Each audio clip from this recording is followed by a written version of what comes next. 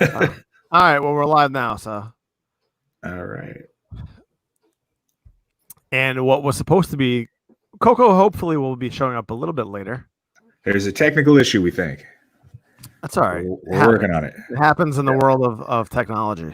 Well, a lot of shows, a lot of podcasts, they start out with a couple of guys just talking and some nonsense, and then eventually the guest comes. So it could be like, like a Jimmy Fallon show here or something like that. Yeah, I mean that definitely happens. So why don't you do your monologue, Ed, and we'll be good.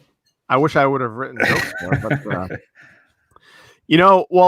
today, if people know, I was doing the 75 hard. Today is day 75. Cannot wait for tomorrow.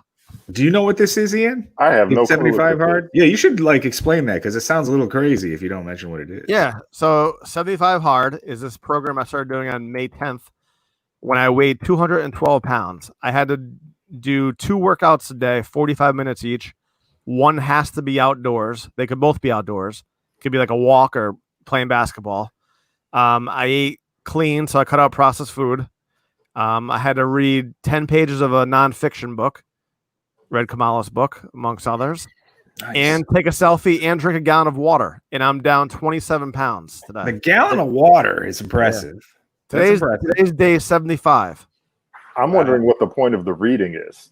That's what I'm curious. Well, it's like a mental challenge. Like I've read a bunch of books. Like I read Dale Carnegie's How to Influence Friends or whatever, How to Influence People and Win Friends or whatever it is. The 4 Agreements, which I thought was really good if you've ever read it. It's about how, not to be negative and don't allow negative people in your life and try to be more positive, and positive things happen to positive people. Sounds a lot like The Secret. It's kind of like, it's a little bit like The Secret, only this I thought was definitely more real life, like don't make assumptions, stuff along like always do your best, and your best doesn't always have to be the best. So, I think I love it. And like, I was telling somebody I don't miss eating ice cream, but I miss eating ice cream with my kids, if that makes any sense. Yeah, this was what he sent me. I don't know if it'll come up in the screen. Oh, there it is. Yeah, it won't, but it doesn't look good. But tomorrow we're driving 3 hours to go get a pizza because I've been craving pizza. So we're going to New York to get real pizza because we live in Boston. All right. So this toughness call, the 75 days, follow a diet, work out twice a day. Just for a pizza. Yeah. So follow a diet, workout 2 times a day, drink a gallon of water, read 10 pages nonfiction, and take a progress pic. Yeah. Did you do that naked? Some of them I did when I was like midnight about to go to sleep, but, I won't be sharing those.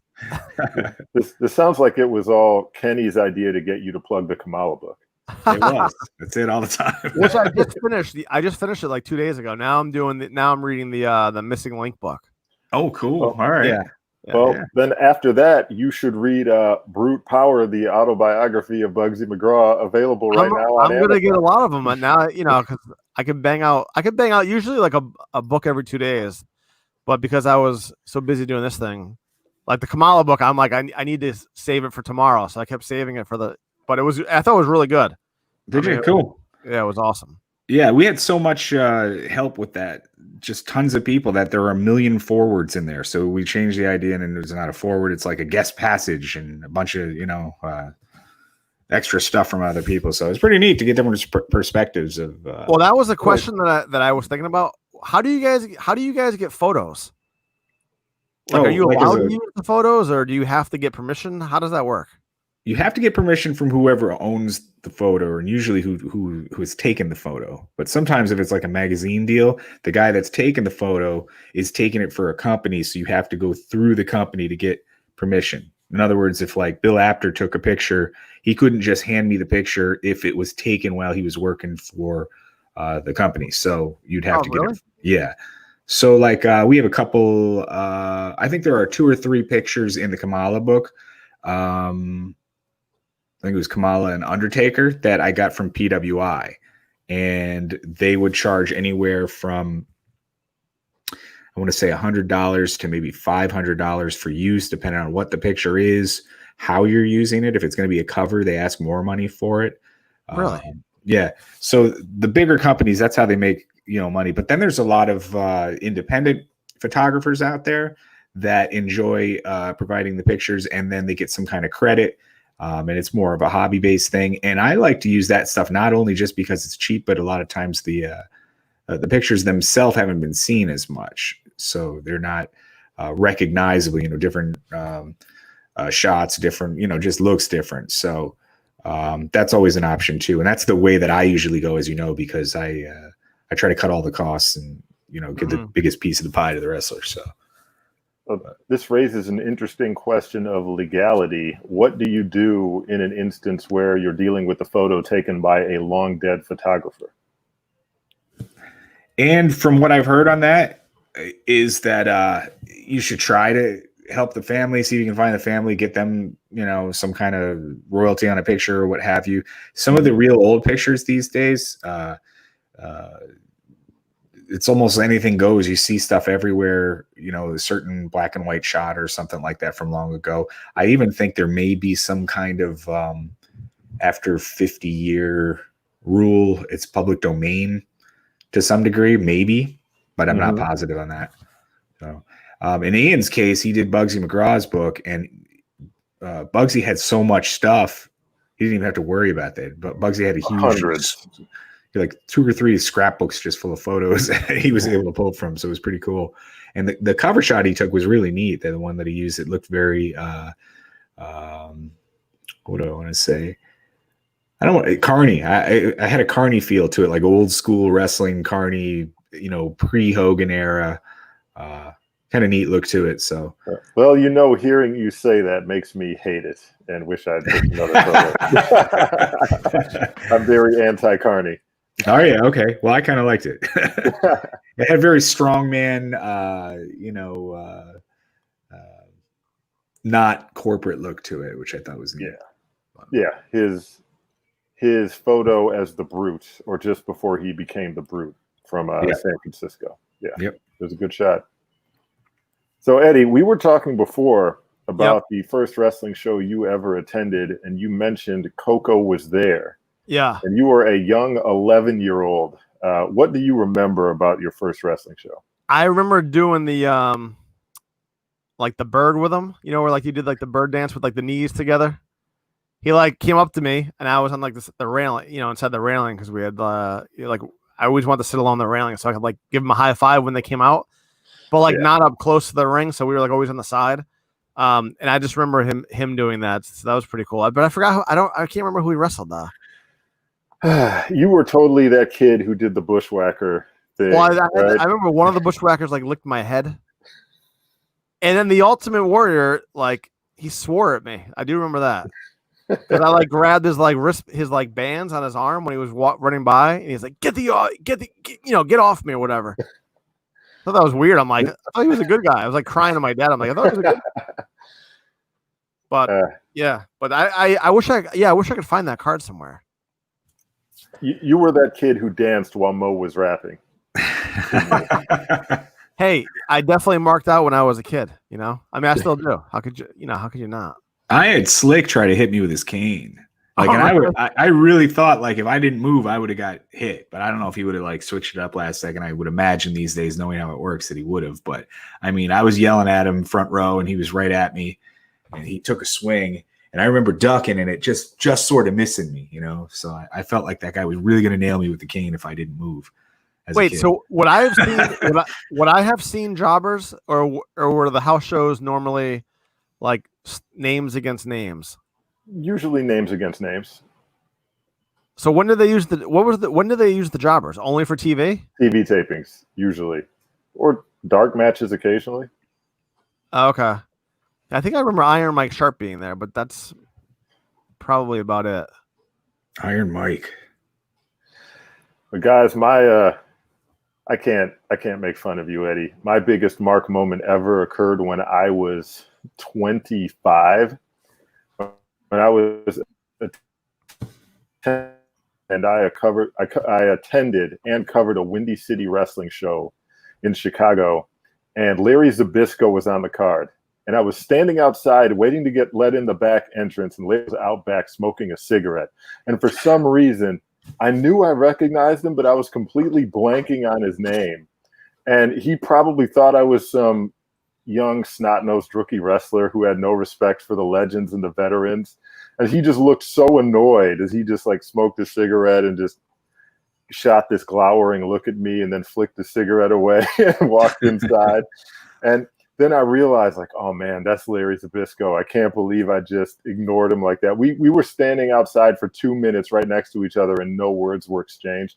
So I walked in later and I said, Larry Legend, I am so sorry. I'm a big fan. I got him to sign my reporter's notebook. So he loosened up big time. So when the actual show was going on and he was in the ring in front of this small crowd and he got shafted by the baby faces and he was in an argument with the officials. He's being a true pro and he's a heel, right? But he's being a true pro and he's arguing with the official all the way back through the curtain. And I'm standing by the guardrail and I reach my hand out to shake his hand. And as he's still complaining to the official, he obliges me and reaches his hand out and shakes my hand and then just continues berating the official. So he broke character just to shake my hand because he actually knew me. And that's my number one Mark moment. That's interesting. Yeah, I've only been to a WWF shows. I had never been to anything else. I mean, I did go to an independent maybe like 10 years ago because George Animal Steel was going to be there. It was George Animal Steel and Kamala were at this independent show. And the only reason that I went was because in my fantasy basketball league, we had this thing where if you won the championship, you got to pick the theme for the team names for the following year. So I won it. So I picked 80s wrestlers. So George the Animal Steel was my team name.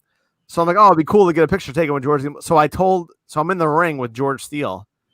And I said, hey, I named my fantasy basketball team after you. And he goes, oh yeah, what place are you in? I go, right now I'm in third place. He goes, get first place.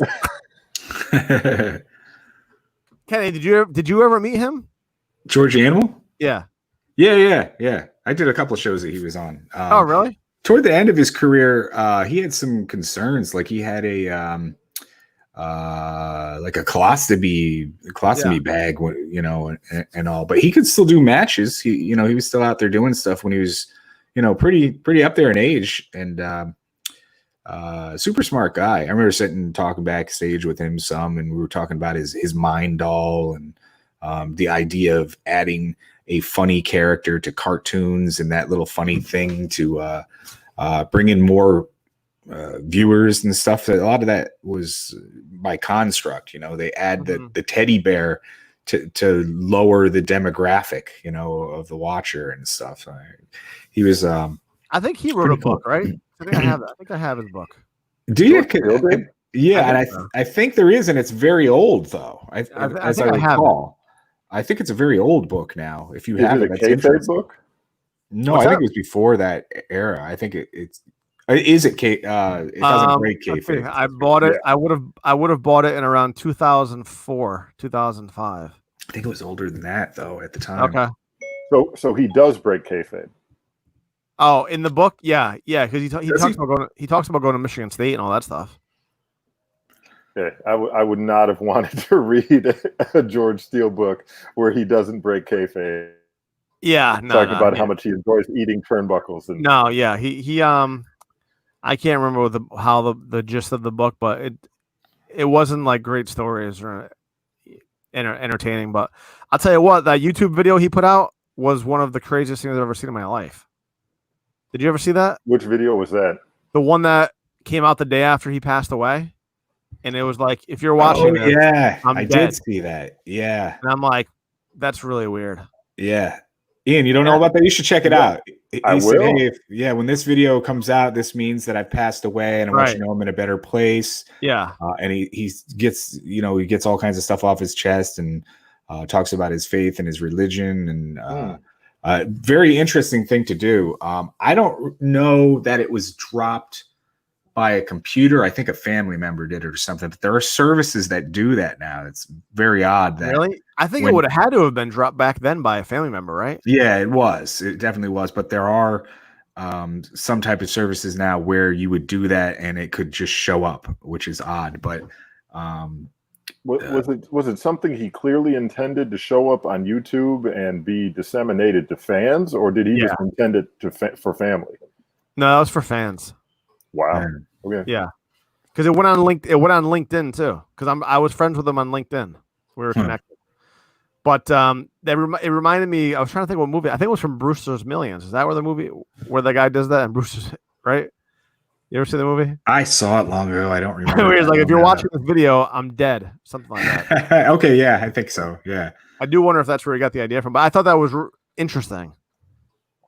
Speaking of which, didn't George Steele play a moving guy in some film, or am I thinking of some other wrestler? You're thinking of King Kong Bundy. Yeah. Another. That was the Richard Pryor movie, Moving, That's right? Right. Yeah, but now Steele was in the Ed Wood movie, right? So, I don't think I've even seen that movie, but I remember very little of it if I did. I thought he was. I'll tell you what. I thought he was a great character. I loved George Animal Steele. Oh yeah, but I liked him more before before '86 when he went a little too cartoony. But I liked it when he, those black pants with the red stripe. Yeah, just love that look. I don't know why. I used to have black sweatpants, and I painted the red stripe on them. So I guess if any pro wrestlers are watching this, I would challenge them to watch some old heel George Steele stuff before he went cartoony, like you're saying, Ed. He used to do this thing with foreign objects where he would have, you know what it looked like? It looked like a hair pick, and they broke off all of the teeth, and he put some tape around it. So it was like a flat like handle of a hair pick, but no teeth to it. And he was the master of like hiding and concealing this flat foreign object. He would poke it under the back of his tights and in his pant leg and under his arm. And what he would do is he would hold and position his body and make it look really heavy behind him, but put it in the blind spot of the referee. And he was very good at keeping the referee at the far side of wherever that foreign object was going to be used. And he'd jab the guy and then quick hide it. Right. And if any wrestlers are out there today, I mean, think about it. How many people have really done any sort of foreign object gimmicks anymore? You don't see it. It's not like something that you could get away with in UFC, where they're trying to make more realism in professional wrestling today and look more like UFC, with tapping out and this and that. What if they were to eject a foreign object guy that would hit people with the brass knucks again? And I've challenged a few people to do it, and they'd do it one or two matches, and it would go away. But when I first started back in like the early 90s or so, early to mid 90s, I did a lot of stuff with Tom Brandy, who was he was called Johnny Gunn at the time, but then he later went on as Sal Sincere. Yes. Yeah. And him and a guy named King Kalua, and King Kalua is the guy that trained Sal Sincere, but every match they did brass knuckles spots, and there's a million of them, and they're really easy to get heat with, because when the ref's not looking, you hold the brass knuck on your hand or whatever it is, a foreign object up in the air, and the audience can see it, and the audience just gets ticked because it goes right to the whole idea of cheating, which there isn't a whole lot of that anymore, and maybe that's why there's a whole lot of less heels using the foreign object kind of thing. They'll use a chair or what have you, but and Sal Sincere and King Kalua, what they used to use, they would go to a hall and they get the toilet paper roll without the toilet paper. And if the roll had toilet paper on it, they'd just take all the paper off. What they needed was the toilet paper roll. And they would cut 2 slits in it and wrap up one half of it with athletic tape. So basically it's a piece of cardboard with tape, and they would hold it. And sometimes they would wrap both sides of it up, and you just look at that thing and you see something, you don't know what it is exactly, and as the manager, they'd have me sliding it in and, throwing it over the ref's shoulder while he's arguing with me, all these different spots. One of the famous ones was the heel would hit the baby face, knock him out, get the pin. He'd tuck the brass knuckle under his arm, and then the ref would raise his arm, and then the brass knuckle would fall out of the hiding place, and then the ref would just disqualify and reverse the decision. So many different spots. And that would be the guy to watch, George Steele, if there are any wrestlers right now that want to accept that challenge and bring back the brass knuckles. Well, this begs the question. When you were a manager, did you have a trademark foreign object? I had that brass knuckle toilet paper. I had a pretty cool one that I made up. I think maybe King Kahlua started. I added some tape to it and stuff like that. I had that same one for a long time. I just pull it out of the bag and just it stayed in there for a long time. But yeah, that's what I used quite a bit.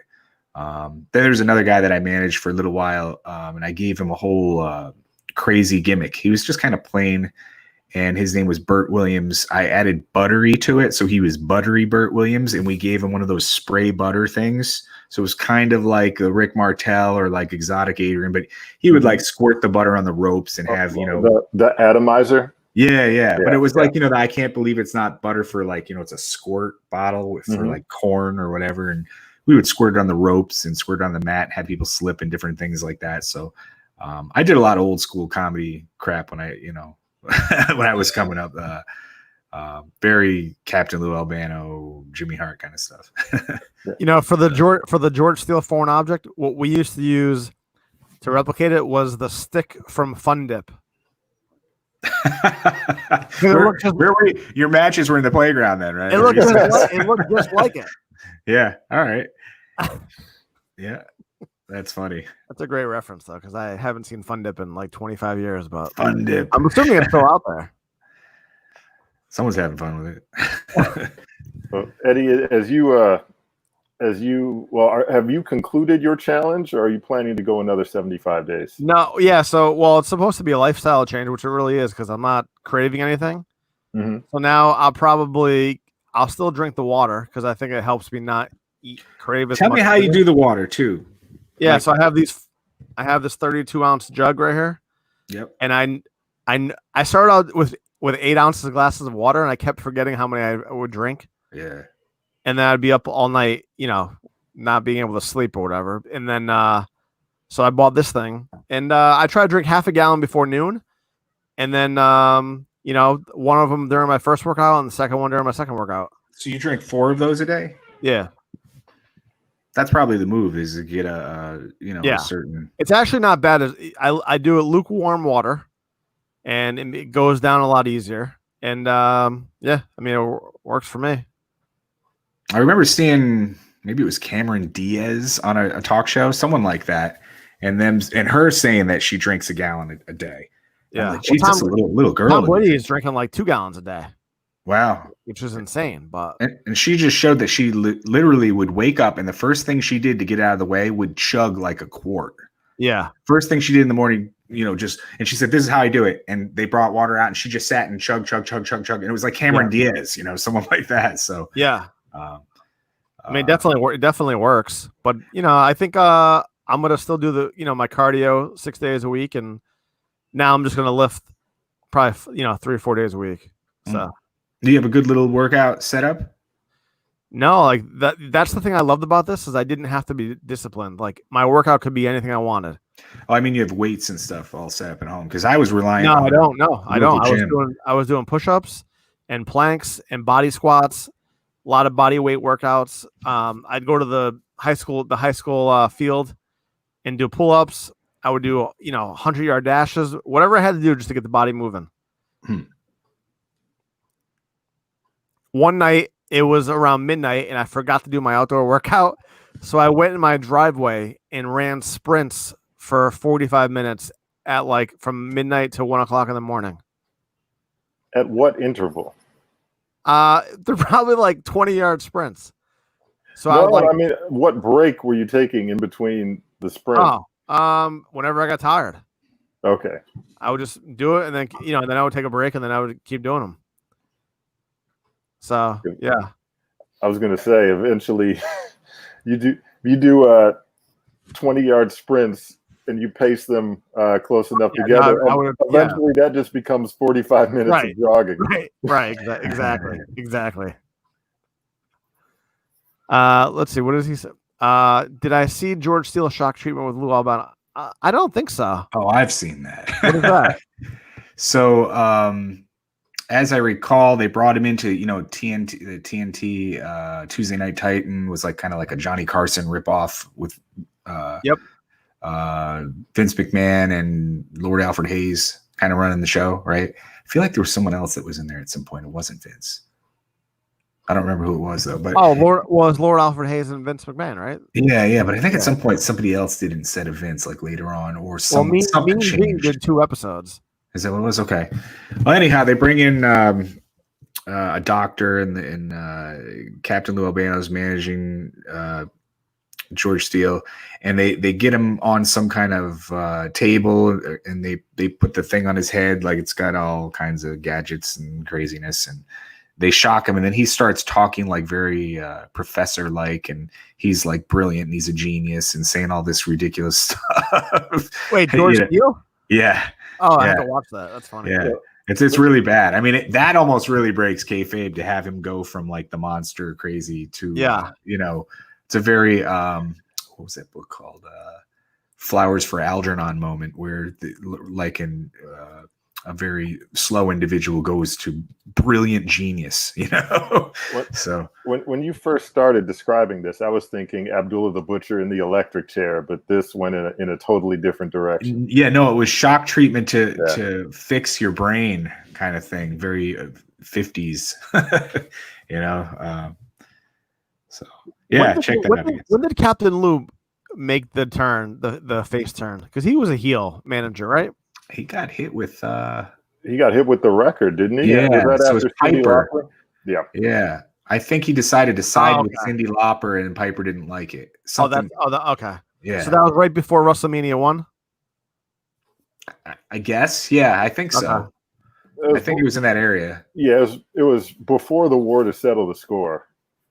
Which was before WrestleMania 1 then. Yes. So, okay, yeah. All right. Yeah, because that actually aired on MTV, I think.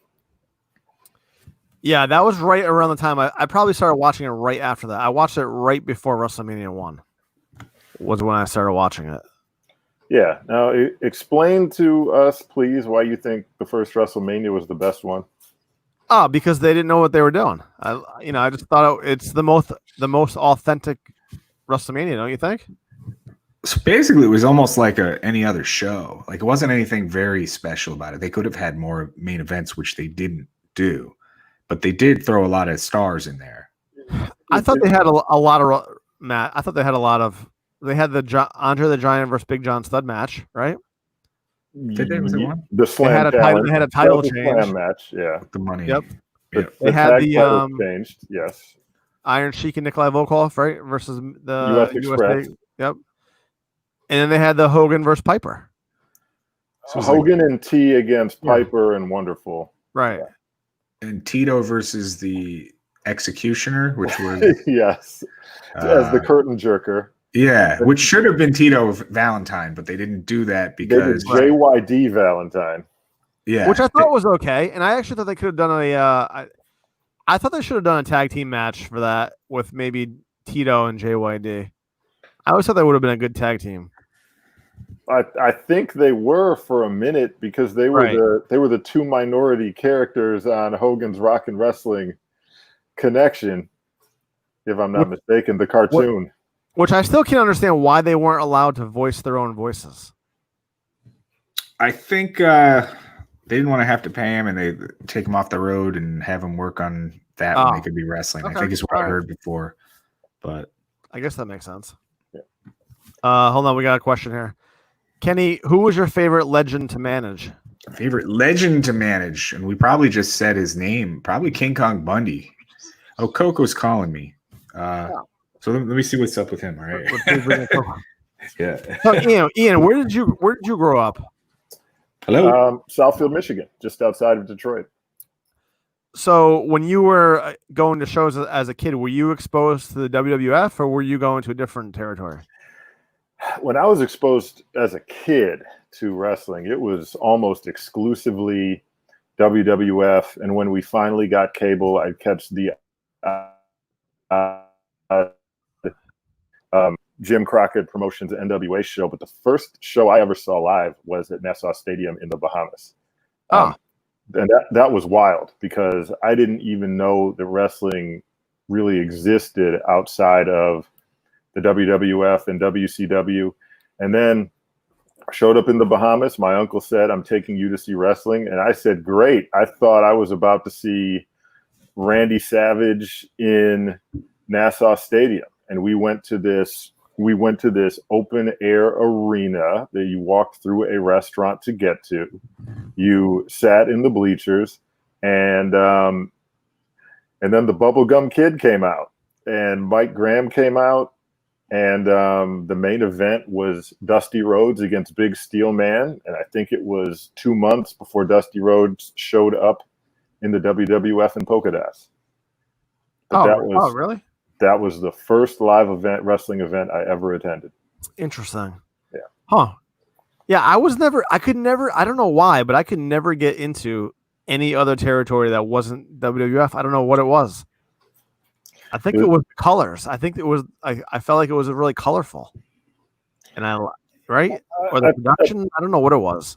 I think there is an element. If you attended wrestling shows that were in a high school or they were in an armory, you were used to that sort of thing and it became acceptable to you. But if your first exposure was seeing it at the Boston Gardens on television or Joe Louis Arena or Madison Square Garden, then you were spoiled. And so then if they took you into a high school gym to see wrestling, you just shook your head and said, no, this isn't wrestling. Yeah. Wrestling takes place in big time arenas. Yeah, but even watching Superstars of Wrestling in the morning and then trying to watch NWA on TBS, Mm-hmm. it just wasn't the same. And I don't know if it was because they were using were the guys using their real names in the NWA back then? A little of both, probably. They didn't have the colorful characters that the WWF had. Well, then you have the NWA fans who wanted the realism, right? And they couldn't bear to watch any WWF. I know it's so weird. It's like now I can't watch the new stuff. I don't know. I think the other night I tried pulling up a split screen between WrestleMania 1 and WrestleMania 38 or 35 or whatever the last one was. So and it's not to interrupt real quick, but Koko is going to show up. So watch the green room real quick. He's got it. I can't see the green room. How can you not see it? You're running this, aren't you? Yeah, I can see when he comes into here, but I can't see when he's backstage. I can't. I hear you. Okay. Get him in. Yeah. Yeah. So watch for that anyhow. Watch for backstage, I guess is what it's called. The problem with WrestleMania was the first half was crooked finishes. What does that mean? Crooked finish. Oh, like people cheated. That's definitely a problem with WrestleMania for sure. What do you mean? What do you mean by crooked finishes? Sounds like it was fixed. Andre slams stud. Heenan steals the $10,000, so Andre didn't get it. Tito won in a squash match. JYD won either by count out or disqualification or something like that. The tag match wasn't a clean finish. I mean, that's right. Yeah, we can keep going. Oh, here we go. All right, did we get it? Yeah, got it. There you go. How you doing, Go? So he's wet because tell us what happened. During the hose busted out here in my I have a swimming pool and one of my hose busted and water was everywhere. Oh man. No. Yeah. The Birdman, well, hey, I was kind of like the instructor there. I wasn't really fixing it. Wow, that's crazy. Well, so Koko, I'll just tell you who you're looking at here. Again, me, I did Kamala's book, you know me and all from that. But Ian up here above me, Ian, he did Bugsy McGraw's book, and he did Dan Severn's book and Hornswoggle's book. So he's a writer too. And Eddie is just like a goofball comedian. I don't have anything good to say about him. Thanks, Kenny. We're here. Man, I'm glad you guys are still on. I definitely just slipped my mind. No problem. Well, Koko, I've been waiting a long time to ask you this question. What happened in that jobber match that we all see on YouTube? So you're talking the old one, Memphis one? Yes. Yeah. Let's see. Did he lock up? Oh, I hope he didn't lock up. Oh, I think he's better. Oh, there we go. Do you know what they're even talking about? There's a match where I think you worked in against Memphis like the Patriot or something like that, where some guy, I don't know, he started messing with you and you let him have it, and it's all over the internet. I'd have to look to see. If this is the one I'm thinking about, he knocks the guy out with a clothesline, steps on him, deadlifts him, and gives him the Ghostbuster. That's the deadlift. And then slaps him after the pin. Is that the one? Yes. I'll look up the guy's name. But he looks like he's freezing up a little bit here, huh? I know something's going on with. I don't know if it's my phone or what. I don't know if I'm freezing up or what. No, you sound okay. We can hear you. Hold on one second. Let me add him back to the stream and see if that fixes it. Sometimes it helps. Coco, do you know the Coco, can you hear us? Yes, I can hear you guys good, man. Okay, great. With Randy Hales at ringside in Louisville Gardens in Louisville, Kentucky. And, I've got this match here. He's not going to be able I to see know that. the match you're talking about. Oh, you do? Yeah. Oops. Okay, so what exactly happened in that match? This guy. Well, you know what? Really, it wasn't what everybody thought. I mean, everybody thought that I took advantage of him and stuff like that. But he didn't do anything wrong. He was going in there to put me over, and that was their job back in the day. I did it when I first started. I went against Joe LeDuc, and he beat the hell out of me. Yep. And stuff like that. But this guy here, he comes to the studio. They pay him probably $40, $50, $75 or whatever a shot and stuff like that. Then he goes home on Saturday morning and he's done. Yep. And so I told him, I said, I'm in a big title match with King Lawler. We're in a big spew there, and I said they want me to get over kind of pretty strong there. And I said, if you don't mind, I said I'm not gonna hit you in the face or anything like that, knock your eyeball out or stuff like. But I'm gonna be just a little tough, on you a little bit on your body, and and he said, Koko, that's fine. That's fine. Just just all I said, just don't please don't give me a black eye like yours and stuff like that. And so we went out there and had the match, and he did a hell of a job for me. And he came back and we hugged and everything. I asked him, was you okay? He said, man, is that what you wanted? I said, that's exactly how they wanted me to get over and stuff like that. And that was their job at the time. Go out there and even Jerry Lawler used to beat the hell out of the jobbers do coming along, and so that was part of it,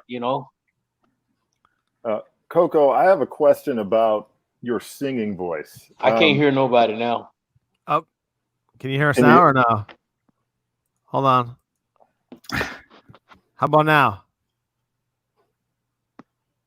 Still no? Nothing still? What's going on here? I don't know. Can you hear us, Koko? Nothing? I can't hear. I'll just bail out if that helps. Eddie, I'm going to bail out. How's that going to help? It's less stuff going on the computer. I mean, Okay. it's less stuff on it, so we'll try that. But thanks, guys. Koko, All can you hear us? Can you hear us now? Hold on here. Let me try to remove him and see if that happened. If that works. Did that work? Koko, can you hear us now? Hello? Yeah, we can you hear us? you. Oh boy. Hold on. I'm gonna see if he can. Want to get rid of me too? No, I'll be talking to myself. Koko, can you hear us now, buddy? I can't. How can I ask him to come back to try to come back in? We can hear you. I can hear you. Yeah, we can hear you. Hold on here. I'm gonna tell him Man. to bail out and come back in. Okay. See if that works. Do you think he can see that on the screen? I think so. Yeah. Okay. Let's see. Can you hear us now, Koko? No. Nothing. I don't know how I can tell him to come back in. Actually, I can't hear. hold on 1 second.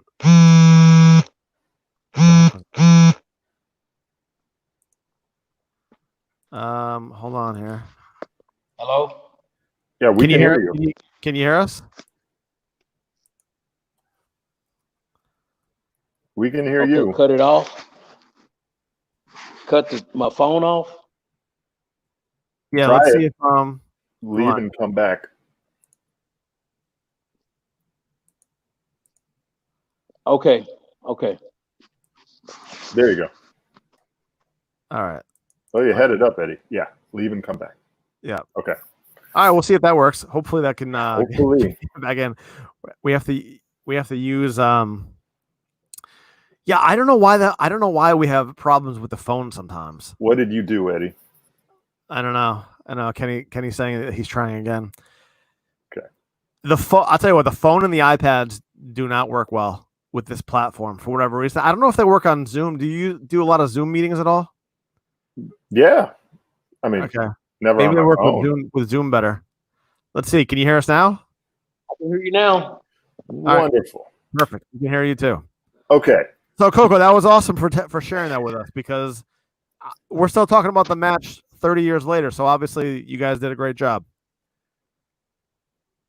Oh man, and you know what? You guys wasn't the only one, because there was a whole lot of wrestling fans, and even there's a lot of promoters that just ask me that all the time. So man, what happened on that Memphis TV match that you had against us? I guess it was a Patriot or whatever his name was. I don't know. And I said nothing. It just I don't work like that. How many of y'all know that Koko Beware was a bully? No, I've never heard that before. Yeah, that's what I'm saying. I never was a bully and anything. I didn't try to be one and stuff like. I believe standing on my own 2 feet and stand up with what I believe in and stuff like that. But I just couldn't take advantage of the guys. Was unfortunate that they wasn't in the wrestling business. They trying to get in the wrestling business and stuff like that, and I was just probably maybe a year or two ahead of them, because I started out the same way, and I finally got a break, but I just couldn't take advantage of the guy without him knowing it. Yeah. Now, Koko, I've been dying to ask you a question about your singing voice. Now, of course, you were awarded the title track on the Pile Driver album, the wrestling album #2. On the first wrestling album, the main track was Land of a Thousand Dances, and it was kind of a joke. But your Pile Driver track showed off some serious talent. Where did you develop your vocal talent, and how did they discover it? Well, I used to sing gospel. That came from a gospel family, and sung in the choir and stuff like that. Sung in the male chorus. I play a little lead guitar, a little gospel. I still play now. When my church go back, back in service, I go back in and then I would play my lead guitar. But that was just things I did before I even thought of the wrestling business.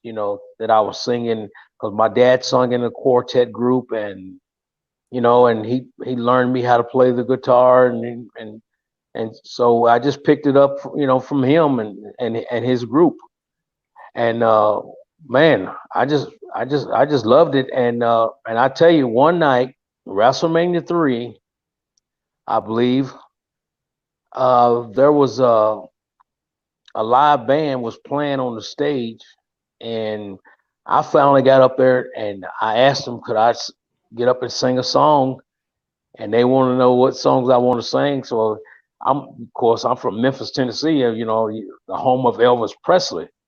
So I uh, I love Elvis songs and stuff like that, and you ain't nothing but a hound dog and blue suede shoes and so I sung that on the stage, and golly, man, Pat Patterson and Terry Garvin, they all went back and I guess they told the boss, Vince McMahon, that man, you ought to hear Koko sing. Oh my God, he was great last night. It's a man, those people loved him on the stage, and that's how I really got into the wrestling, singing the Pile Driver. Because next thing you know, they said, Coco, we want you to sing on this album here called Pile Driver. Pile Driver. Well, I'm not embarrassed to say that I worked out to that song and that album more than a few times while I was in high school. But what I am a little bit embarrassed to admit is that when I was visiting my uncles in the Bahamas when I was 8 or 9 years old, I told them I was a Koko Beware fan, and they spent the next 3 years calling me Koko. That's funny. Wait, that's a good compliment, brother. Hold on, we got some fans coming in here. We got let's see. This guy says the Birdman, great fan. Says Pile Driver is a great song. I listen to it often. Butch wants to know, Coco, whatever happened to Norvell Austin, and any memories of the PYT Express? Great question, and I have a follow-up to that. Go ahead. There's a lot of great memories of the PYT. I mean, Norvell Austin is like a brother to me. And man, we just hit it on. Our timing was perfect. Our timing was perfect, just like being Bobby Eaton and myself as tag team partner. That was my first tag team partner, was Bobby Eaton, and then Norvell came along as a PYTs, and we just needed to make that change, and we just thought, man, we come up with these red jackets on and put the glitter in our hair and stuff like that, and come out with the glove, the one glove we're wearing to the ring and stuff, and one of those ghetto busters jamming. I mean, we're jamming on our way to the ring and stuff like that, and the people, they hate us, but they loved us too. Now, when you were in the PYT Express, one of the territories you worked in was Florida, and I mentioned being in the Bahamas.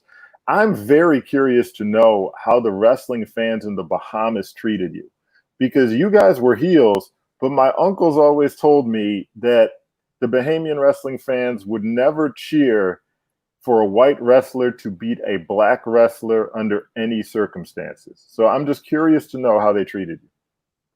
Well, you know what? I didn't get really a good chance to talk to the people down there and stuff like that, because they was kind of afraid of us. They didn't know.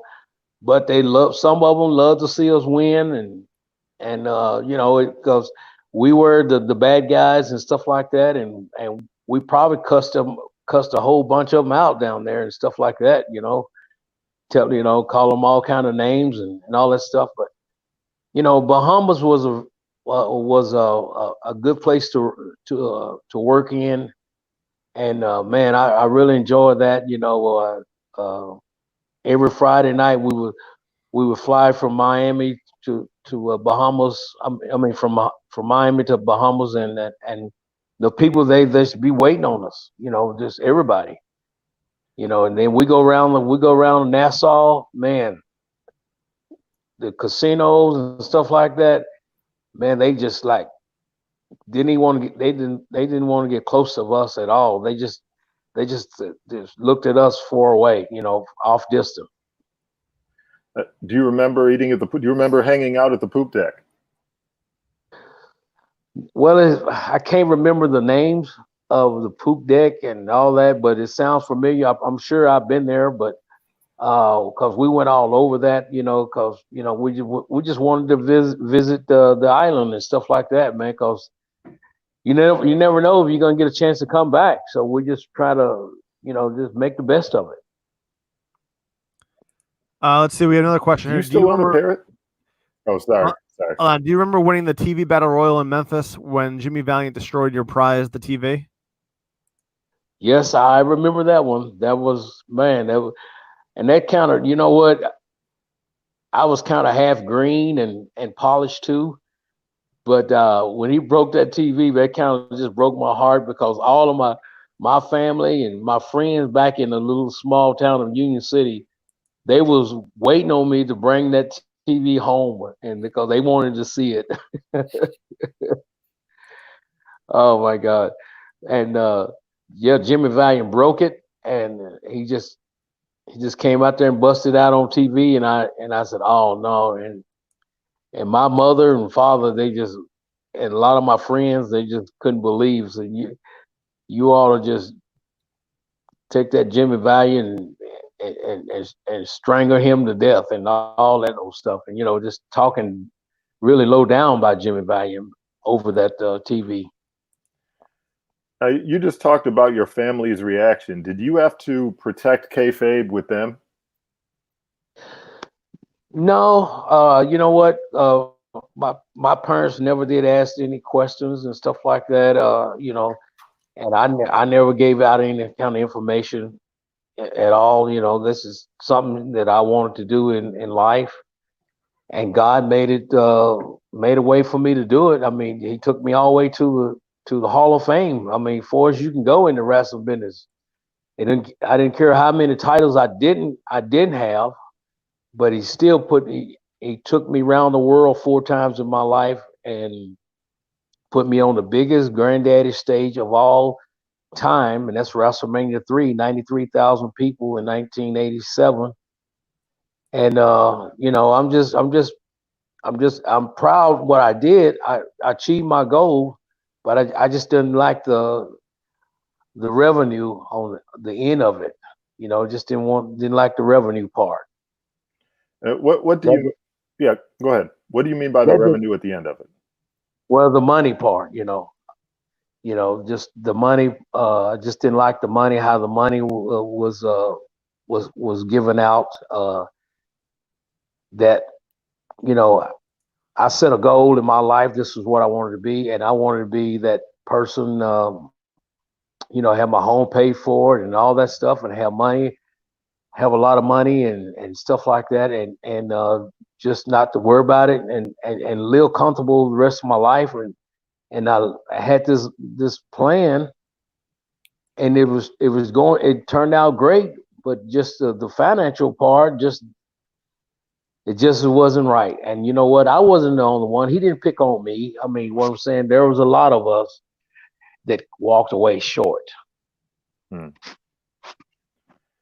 And that's the bad thing about it. Just we walked away short and stuff like that. And I don't blame Hulk Hogan, anybody else, Ronnie Piper, Randy Savage.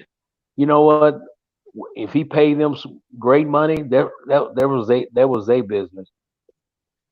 That was their business, and I can't say anything about that. Randy got heels, Hulk got heels, Piper got heels and stuff like that. So, but did Koko Beware get heels? I made a good living, but I didn't get the money I should have got. And being up there for what, 10 years, almost 10 years,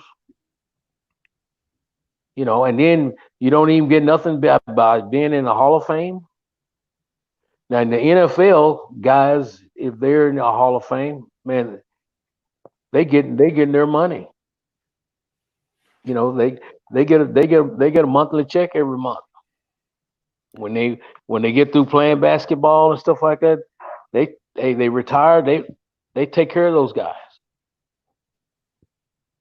So would you like to see some sort of pension plan put in place for former WWE wrestlers?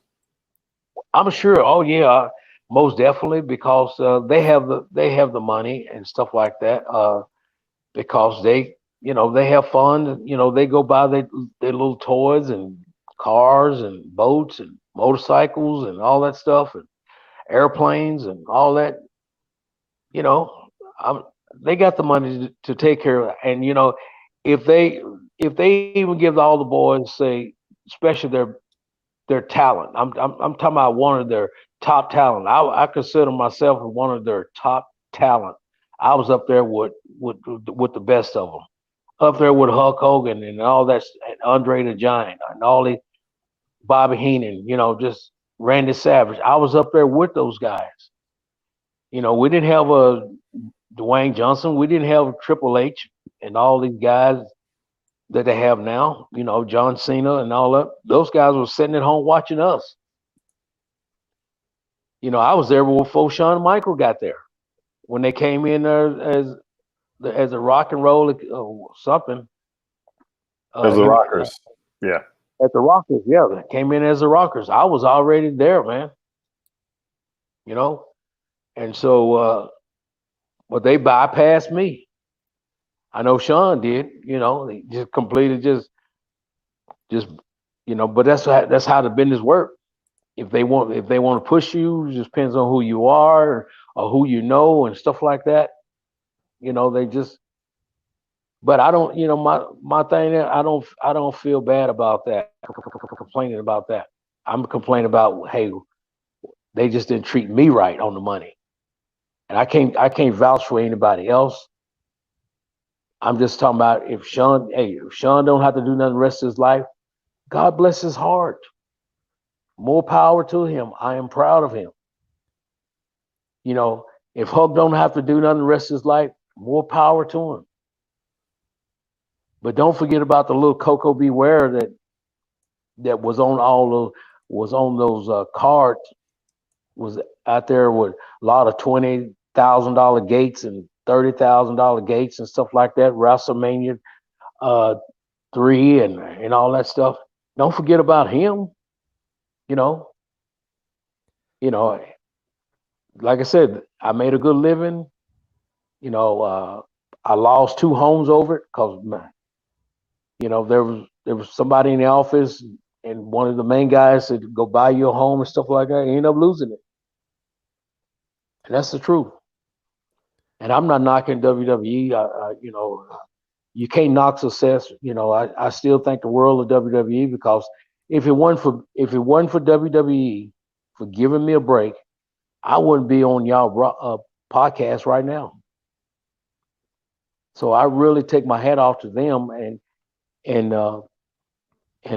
for putting me in that position. I wouldn't be able to go to Chicago, go to LA, go to Boston Garden and stuff like that, go to Bahamas and places like that, go overseas, go to Hawaii and go to Singapore and go to Italy, you know, China, Russia, all those places, man.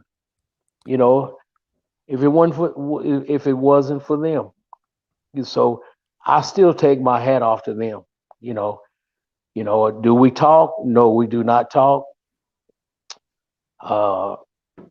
You know, I guess they just don't have nothing to say to me, and I guess I don't have nothing to say to them. But you know, hey, we just don't. They don't pick up the phone and talk, and I don't pick up the phone and bother them because it's a business. Now the new generation in there, I don't know the new generation. You know, I really don't know Hunter. I know Stephanie and Shane when they was a little bitty kids. Shane used to follow us in the dressing room and all that stuff, just follow behind me and him and Mr. Perfect and all that. You know, and, the big boss man, he will follow behind us and won't talk about wrestling and just want to be around us. You know, now he's a grown man and God bless his heart. I really got a liking to Shane, but when he left, when I'm saying when I left, I never did see him no more till they was grown. They was done grown up. Koko, you mentioned not having much of a relationship with Triple H and not seeing Shane. I'm just curious, when the call was when Wait a you minute, received notice of going into the WWE Hall of Fame, who was it who made the call to you? well, that was back then. It was Howard Finker that called me. Right. Howard, Howard called me, and I really thought the guys was kind of ribbing me down in down in the Miss South wrestling under the promoter Bill Watts. I was down there, and I was just at home. Got the phone call. Said, "Koko, this is Howard Finker," and I couldn't. I said, "No, why would I?" said, "No, it's no Howard Finker gonna be calling me, Koko. I'm telling you, this is Howard Finkel." So Howard had to hang up the phone, give me his office, the WWE office number, and then I called him right back, and that's where I believe that was Howard Finkel. They called me because I thought the boys was just ribbing me, because they, you know how the boys, man, they love to rib the hell out of you. Koko, were you guys a close knit group in the locker room, like a baseball team or a football team would be, or were you guys pretty much on your own? No, back then we was kind of close. I mean, everybody was kind of close. I mean, we talked and in the dressing room, everybody shared the dressing room, all the dressing rooms together and stuff like that. And man, it's not like it is now. They tell me that certain guys is on a bus, and some guys dress in these arenas, and some guys just they just do their thing on the bus. So I don't know, but we got along great. I mean, it was just like and everybody was just waiting. They just when it was time to showtime and stuff like that, everybody was already geared up. They was dressed. Everybody was loosened up, and we done talked to everybody we could think of and stuff like that. But hey, we was ready to go out there and do our thing. Did you have to actually care for Frankie when the parrot, when you had him on the road with you? Yeah. Oh yeah. I took care of him and everything. Oh yeah, that was part of it. When McMahon said, Koko said, "What is there anything else you like to add to your gimmick?" And I was already the Birdman, and I had the birds on my tights, but I didn't have a live parrot. And I pulled this Puerto picture out of my shirt pocket, and I showed McMahon, this is what I want. He said, "Oh my God, I can't even believe it. You want a parrot? Koko, you're going to be going all over the world and stuff like that." I said, "Well, you know what? This parrot it's going to help me to stay up there with Hulk Hogan and Andre the Giant, Randy Savage, Ricky Steamboat, and all these guys." I said, if I don't have this parrot, then I'm just a dead duck in the water, because I can't relate to the little birds out there, the little kids. I can't relate to them then. He said, "Oh my God, now we got a snake. We got a dog. We got a dragon. Now we got a bird." He said, "Lord have mercy. He said, what's next?" But he loved the idea. He loved the idea. Let's see. We got another question here. Koko, how did you develop your great drop kicks and crossbodies? Man, just practicing over in the ring when I'm not working. Just trying to do different things on that rope. Is just now that they just is real talent. You see all the high spots they're doing now and stuff like that. I mean, if you go out there and practice on that rope and stuff like that a lot, I mean, you can make things where it's going to be real nice for you, and you can make beautiful moves off of those ropes. And that's what I was doing. I was doing my deal of the drop kick and the drop kicks and stuff like that, man. But other than that, I didn't really dive out. If I had back in the day, if I had a dove over the top rope, the people would have, golly, I think they would have crapped in their pants. All right, let's see. Who helped train you? Somebody wants to know. Okay, it just I was trained by one of the guys' his name was Al Ramsey. Uh, he was a no name and stuff like that. And then I got a chance after he trained me, and then Big Plyboy Frazier, Uncle Elmer. Yeah, he came in. He lived in my hometown. He came in my hometown and he had wrestling going on every Thursday night, and then he had a furniture store. So I got in with him in the furniture and the wrestling, working around the wrestling ring and stuff like that, different little shows and stuff. So he the one broke the ice to Jerry the King Lawler about me, and that's how I really got my break. I started off in Memphis, and then I went around the world. I mean, I just went from Oklahoma, went to all down to world class with the Von Erichs, and back in Florida. Just man, just went on that tour, and then next thing you know, I end up over in Louisiana with Bill Watts, and then I get accepted to come up and work for WWE. What was the most enjoyable of the territories that you mentioned? What was the most enjoyable territory for you to work in besides the WWE? Well, you know what? I really enjoyed Memphis a lot and stuff. I stayed in Memphis for 5 years before I even went anywhere else. So Memphis was real good. And you know what? I really enjoyed Florida also, and that's when Dusty Rhodes and Ric Flair was real hot down there, the NWA and stuff under the promoter Eddie Graham. Uh, I was down there when Eddie Graham shot himself. They say he shot himself. Let me back up. Stuff like I wasn't there. Two bullets.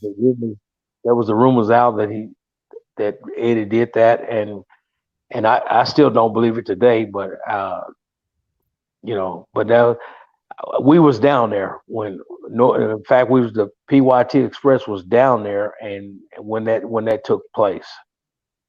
That's the reason why I said something like that. The rumor. I should have said the rumor. There was rumors out there. Eddie shot himself. Yeah, Bugsy mentioned that too. He said that it was a 2-bullet suicide, and he wasn't comfortable saying that it was a suicide because he can't imagine someone shooting himself in the head and then reloading and shooting himself again. What was your reaction to that when it happened?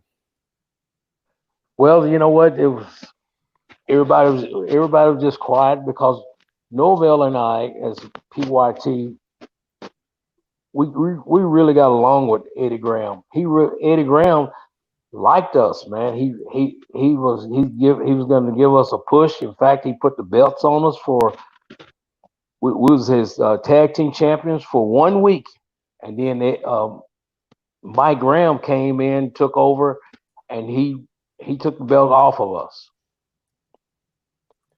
And so after when he took the belt off of us, we just left the territory. How much time passed between you leaving Florida and you starting in the WWF? Well, it was probably I'm gonna say maybe another a year or so. After, like I said, we left there, and then we came up to Bill Watts, and after Bill Watts was gonna push me, but he had he had the Junkyard Dog there. He had his big kingpin out there already, and I was just a little bird man. But it was totally two different styles of wrestling there. JYD had his style, I had mine. And I wasn't trying to take the what we call the dog spot. I wasn't trying to take his spot and stuff like that. And I just wanted to get out there and make some money and be that little bird man just flying around what's the big Coliseum down in New Orleans, the Superdome. Mm-hmm.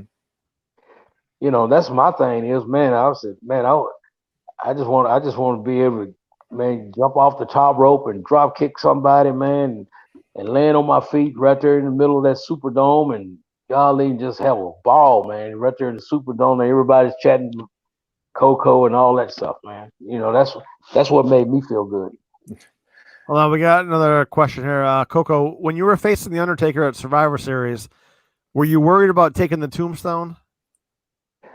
Well, not really. At first, I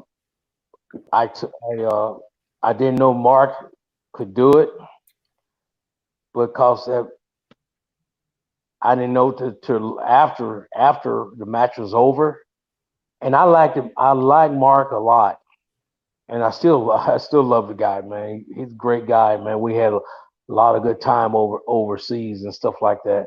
I met him out there in L.A. and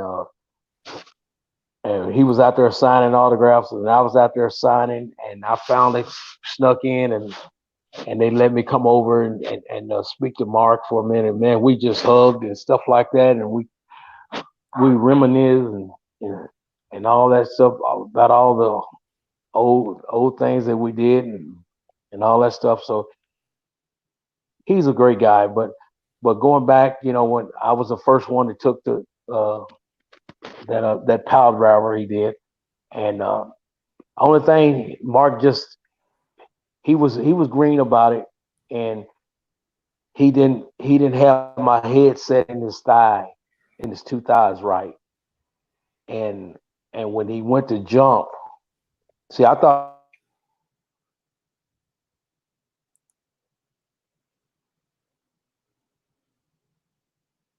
Did he freeze up on us? Yeah, he did. You gonna try to bring him back? I'm gonna try. I'm gonna wait till he unfreezes.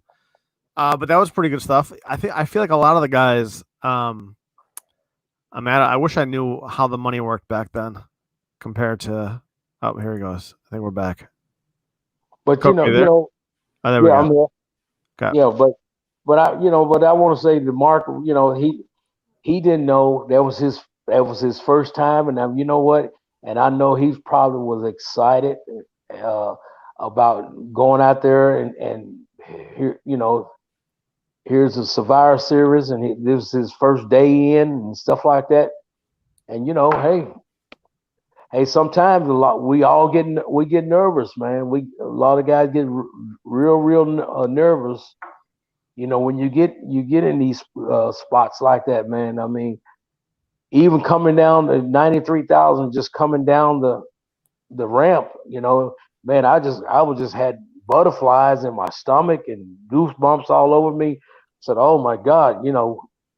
So, but when I got in the ring, I said, oh, it looked like all of it just went away. He said, man, do your thing, brother. You know, go out there and let the people come to see you.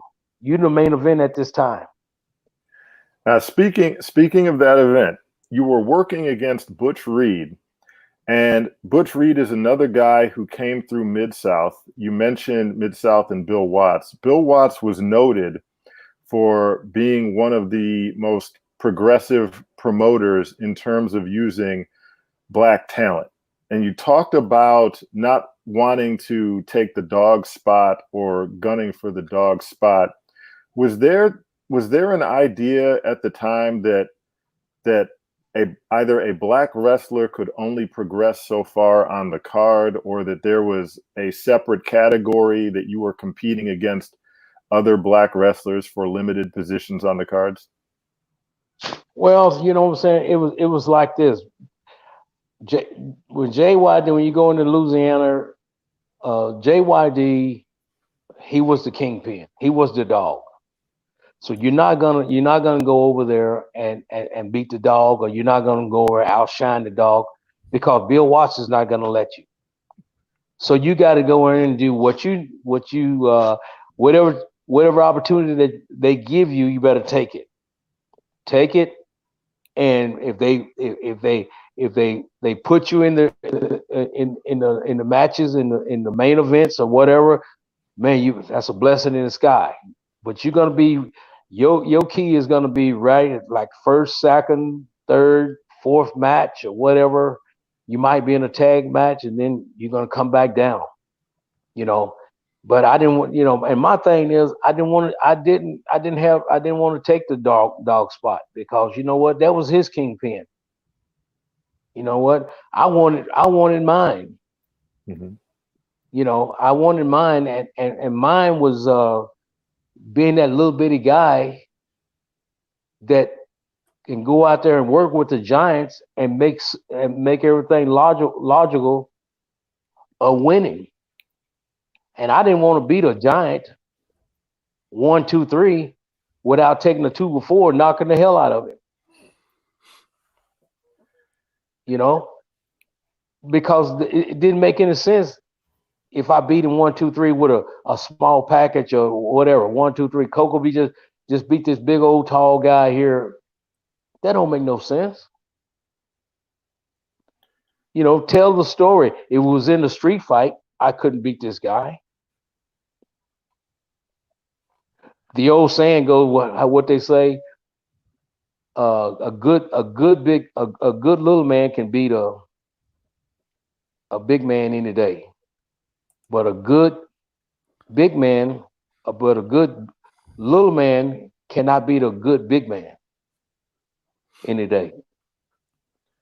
So that's why I look at it even on the street. Hey, I just this guy here, say, Big Kamala.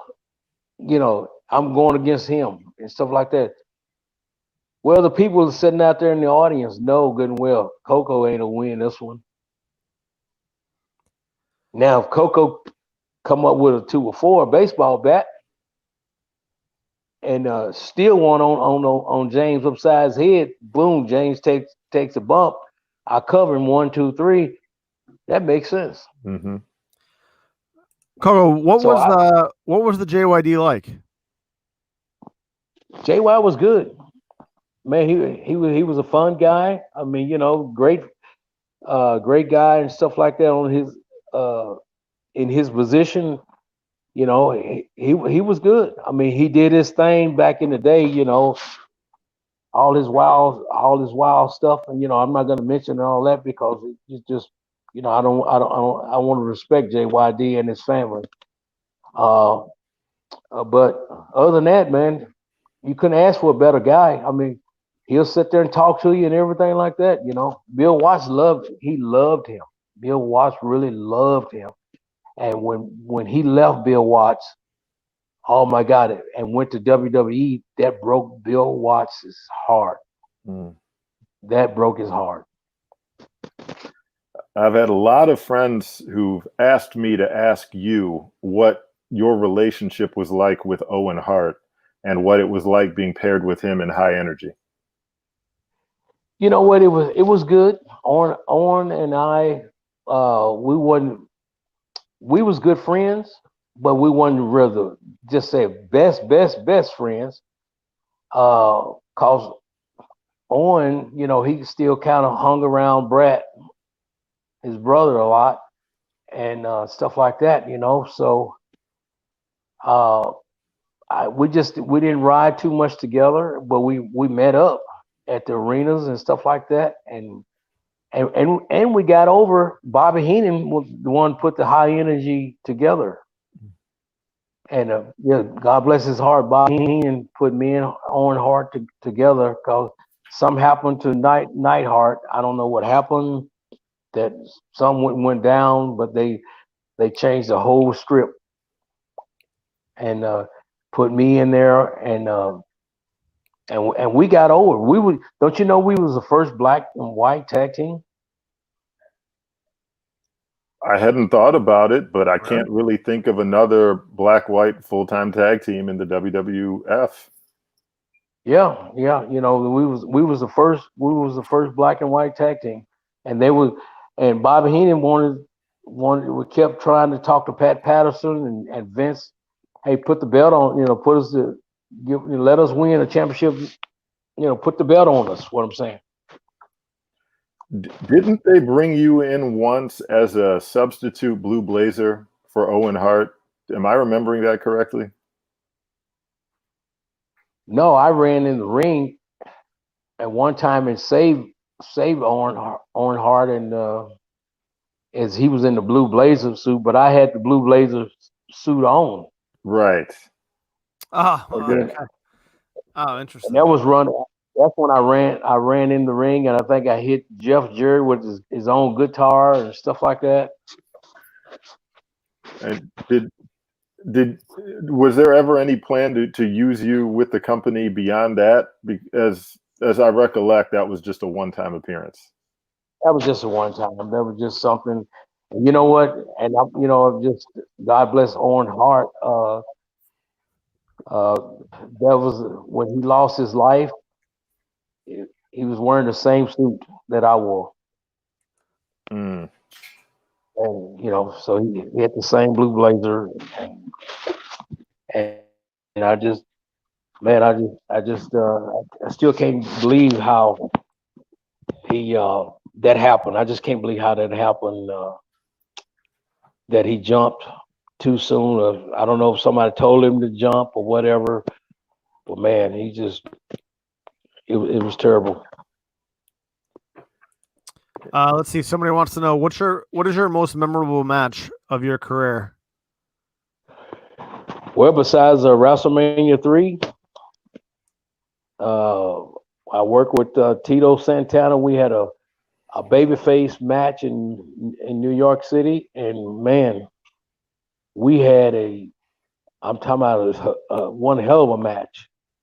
Uh, we we went out there as the two good guys and stunk the joint out because the people started booing us because they want to see some knockdown and kicks and some punching in the face and all that stuff. And I told Tito, I said, Tito, I said, one of us got to be the bad guy. And he said, yeah, I know it. He said, man.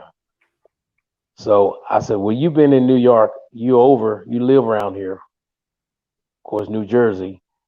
And I said, watch this, Tito. I bagged Tito up in the turnbuckle, and I turn around and I decked Tito. Boy, when I decked him, the people just right then, they just started calling me all kind of names.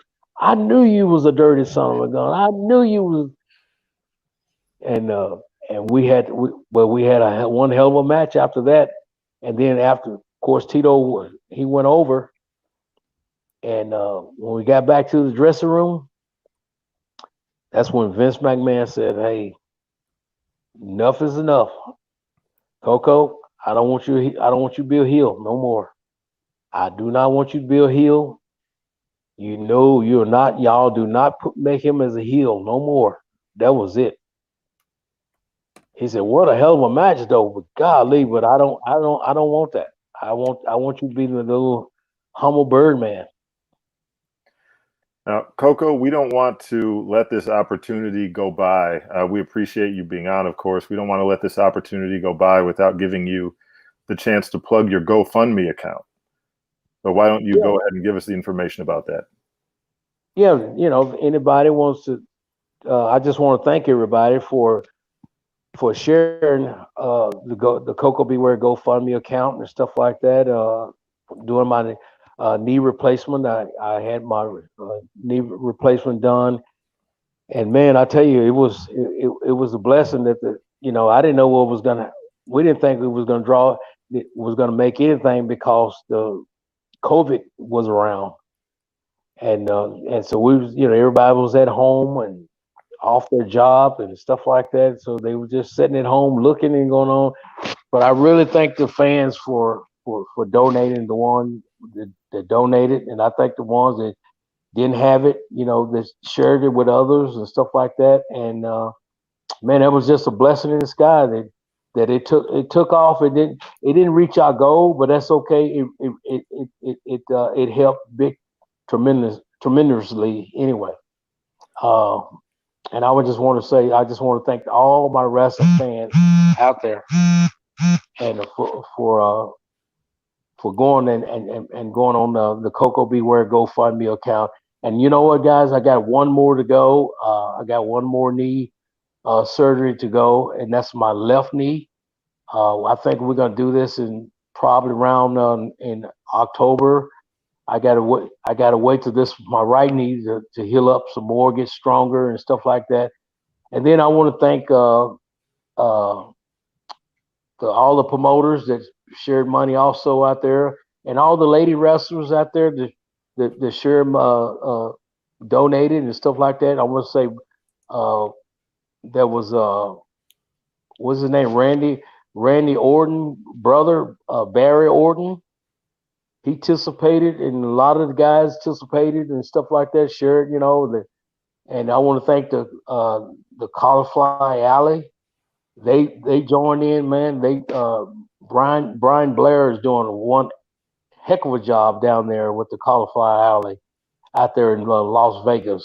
I mean, I want to say to all the wrestlers, all the legend wrestlers, if you haven't joined the Cauliflower Alley, please join it. It's a good thing to join. It don't cost but $25 a year and stuff like that to join it, and you don't have to donate anything or whatever. You can come to the meetings and stuff like that. It is they don't ask for much. It just I think once a year they have a big meeting out there in Vegas, and you bring your pictures, you fly yourself out there, and your hotel, then all the picture money is free. That's your money. All the pictures that you sell is your money. And so, but the Cauliflower Alley is one of the great things for the boys. At least they don't mind helping you. They don't mind just stepping in and helping you, and when you're in need.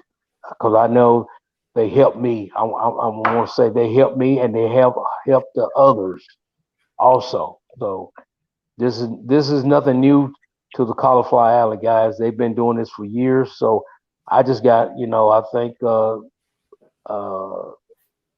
Sergeant Slaughter may be one of the members. I know Nick Bockwinkel was one. What's his name? Van Dam. Rob Van Dam. Yeah, Rod Van Dam. I think he's a member now.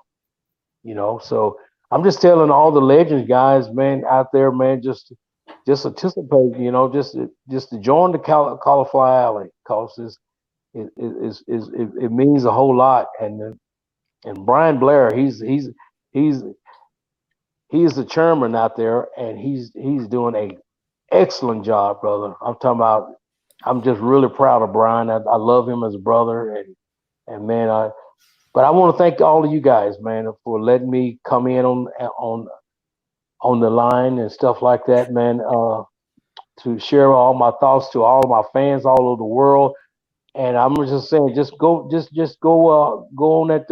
In fact, this guy named Gary Godwin that put the GoFundMe up out there in L.A. Man, I want to thank him again, along with Kenny. Man, you guys are just great, man. And you just the word just spread it out, and stuff like that. And guys, sometimes I'm on Cameo. Did y'all know that Koko B. Ware is on Cameo? Anybody know about Cameo? Yes. Well, I'm on there, and of course, I'm not really, saying to do a birthday shout out and stuff like that. I just do. I'm just kind of low budget on that. I'm just kind of one of the cheapest guys on there. So, but I'm affordable. If anybody want a birthday, want to shout out and stuff like that, just go on Cameo and click on, and you get me and my son. We'll be doing the. Well, you won't see my son, but we be doing the cameos and stuff like that. But guys, it's been really a pleasure talking to you guys, man. You guys, hey, y'all just keep digging, brother, because one of these days you don't never know who's listening to you all. You don't never know some baseball announcers, football announcers, basketball announcers, whatever, man. But y'all got the talent, the voices, and stuff like that. But just keep digging, because it don't take nothing but that one time, and y'all are out there you're in the spotlight now, but you're gonna be really out there in the spotlight. You already polished enough. You just need to get discovered. But Koko, it's been a pleasure to speak with you. It's actually the culmination of a lifelong dream to get a chance to speak with you. I just want to say two things. Number one, I'll be speaking with Brian Blair tomorrow at 10 a.m. because we have a standing call set up, and I will be sure to tell him that you said hi. Oh man, please do. Yeah, just tell Brian, golly, that's my brother, man. Yeah, in fact, you know what? I was one of the Killer Bees in a tag team with him and Brunzel. He mentioned that. He did Funny. mention that. And Right. And the other thing is anything that we can do to further help you out in the future, please be sure to let us know. And I will be speaking with Jonathan C.T. Steele from Crazy Train Radio. He mentioned to me earlier today that he'd like to speak with you again.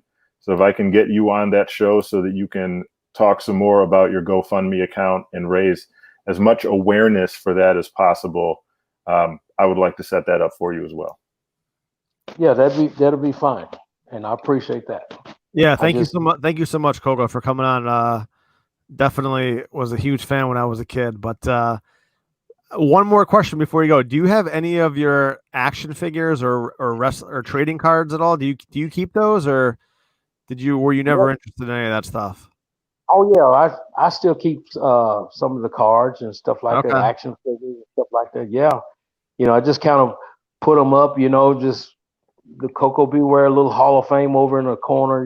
Not big as nothing, but hey, I can go back and look over where I've been and stuff like that, and say, man, hey, golly, man, I did it. I did it my way and stuff like that, man, and I had a great time and oh yeah, just all the little cards and watches and everything, the WWE they had out on me and stuff like that. I mean, just it was great, man.